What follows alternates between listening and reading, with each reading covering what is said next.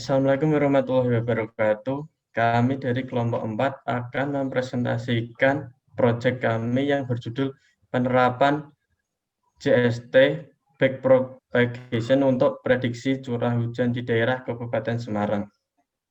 Yang pertama, saya Wahyu Dwi Kusuma. Saya Evawati Tampu Bolon. Nama saya M. Zaki Mahathir. Yang pertama ada pendahuluan. Kondisi cuaca sangat berpengaruh dalam kehidupan sehari-hari, seperti dalam bidang pertanian, transportasi, dan industri.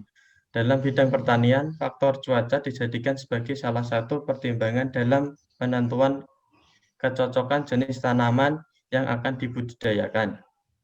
Dalam bidang transportasi, faktor cuaca seperti pola angin dan curah hujan sangat mempengaruhi kelancaran jalur transportasi, baik transportasi laut maupun udara. Sedangkan dalam bidang industri, banyak industri tradisional yang masih bergantung pada kondisi cuaca. Maka dari itu, pengamatan terhadap kondisi cuaca, khususnya kondisi curah hujan, sangat penting dilakukan. Besarnya curah hujan yang terjadi tidak dapat ditentukan secara pasti, namun dapat diprediksi atau diperkirakan. Selanjutnya ada tinjauan pustaka. Yang pertama, jaringan saraf tiruan.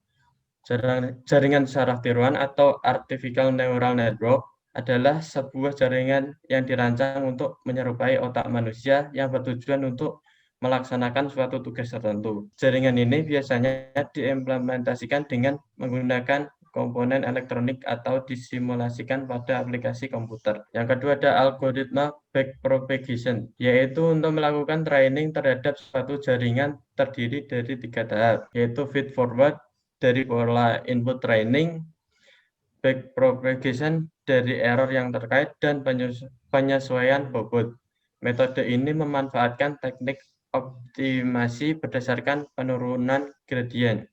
Metode ini dilakukan setelah proses perambatan maju yang merambatkan data dari data masukan ke keluaran melalui koleksi neuron dan lapisan JST untuk kemudian dirambatkan balik ke belakang dari lapis keluaran ke lapis masukan untuk menghitung nilai kesalahan pada masing-masing neuron dibandingkan dengan nilai keluaran yang seharusnya atau nilai target.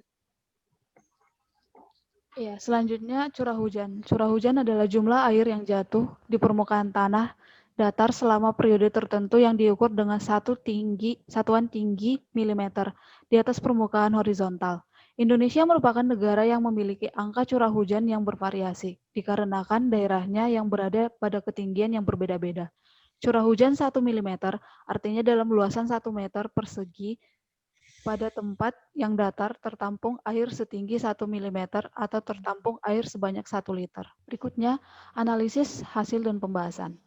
Data latih. Data latih diambil dari 8 tempat di Kabupaten Semarang dan sekitar dalam selang waktu 7 tahun dari 2009 sampai 2015 setiap bulannya. Isi data untuk setiap tempat pengambilan seperti tabel berikut. Kemudian data input dan output terlebih dulu dinomalisasikan dengan nilai antara 0 dan 1. Kemudian dengan jaringan saraf tiruan backpropagation, jaringan mempelajari pola data yang menghasilkan output dan mendekati nilai target. Berikut merupakan tabel hasil transformasinya. Kemudian data uji. Minimnya dataset yang ada sehingga data uji diambil dari dataset yang digunakan untuk data latih. Data uji diambil dari data 7 tahun curah hujan di Karang Tengah. Data yang digunakan adalah data curah hujan setiap bulannya pada 7 tahun tersebut, dari tahun 2009 sampai 2015. Kemudian data target. Data target pada latihan maupun uji menggunakan intensitas hujan harian dalam 1 tahun. Berikut merupakan tabel curah hujan harian Karang Tengah.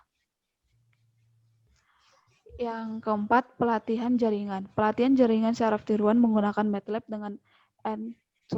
Pelatihan menggunakan 3 fungsi training, yaitu train CGB, train GDB, GDX, dan train GD.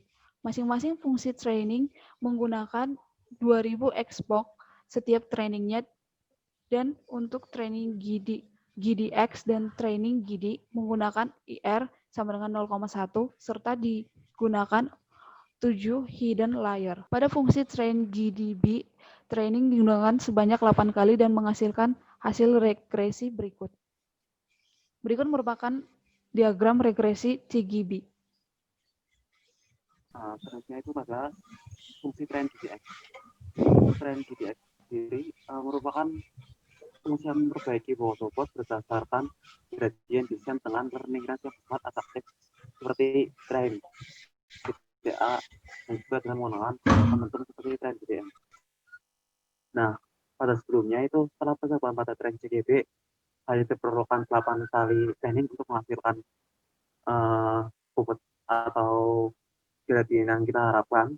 Namun pada train GDX ini dibutuhkan setidaknya 16 kali sampai menghasilkan regresi yang kita harapkan dengan tingkat keakuratan yang sebenarnya masih tidak lebih baik daripada train GD.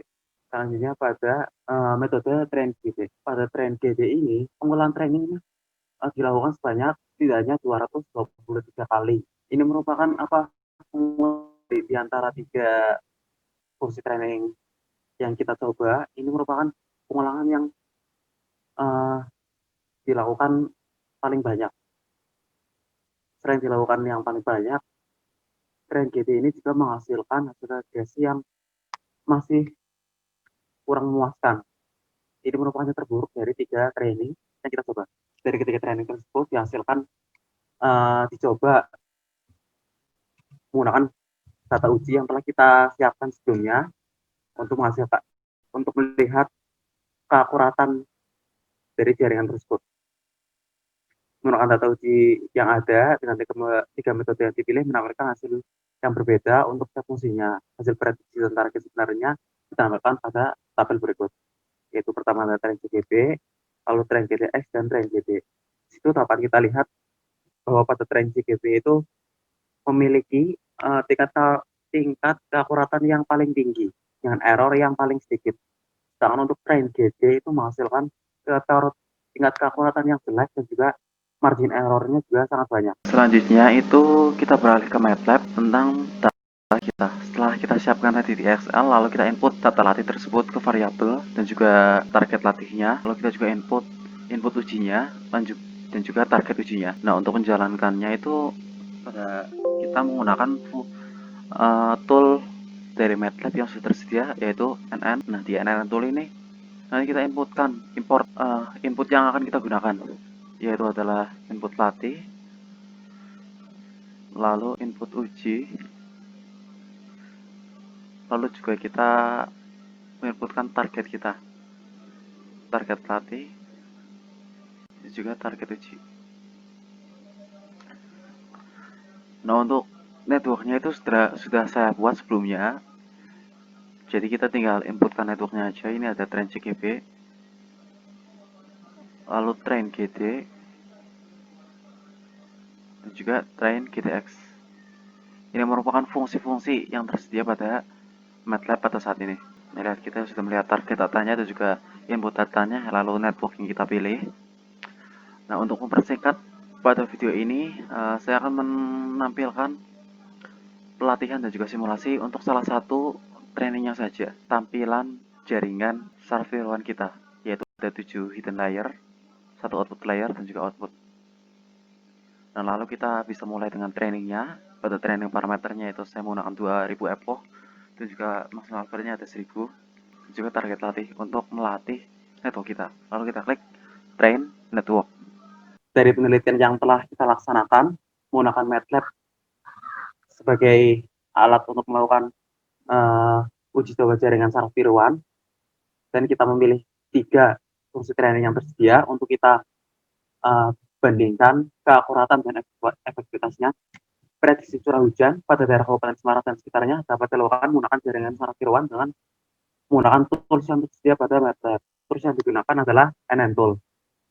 Tools ini umumnya sudah otomatis terinstall dalam MATLAB. Dalam tool tersebut terdapat beberapa metode training yang dapat digunakan, pemilihan fungsi yang dapat menghasilkan jaringan yang efektif dengan hasil yang akurat pada 3 metode yang telah dilakukan pada pemilihan ini, yaitu fungsi train CGB.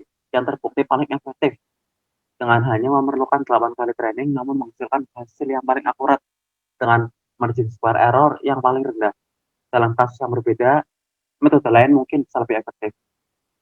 Kesimpulan ini ditarik setelah melakukan beberapa kali percobaan dan juga melakukan beberapa kali uji cobaan training. Dan hasilnya memang terbukti bahwa train JGB rata-rata memerlukan iterasi training yang lebih sedikit ketimbang train GD dan train GDX. Ya, selanjutnya terima kasih presentasi dari kami. Wassalamualaikum warahmatullahi wabarakatuh.